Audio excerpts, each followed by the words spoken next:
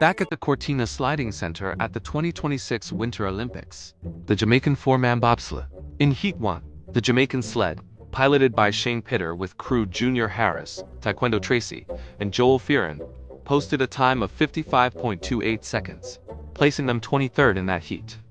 It was a gritty run on a challenging track, but they sat well outside the early leaders after this opener. The team came back stronger in Heat 2, clocking a time of 55.29 seconds for that run alone, which gave them a third-place finish in Heat 2's individual ranking. Two standings, but still outside the top 20 overall at this stage of the competition.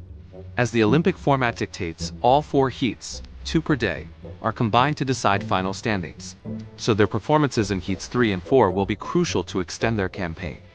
The good news for Jamaica is that the Heat 2 performance demonstrated real potential. The team is focusing on sharper starts off the line, vital for shaving tenths of a second.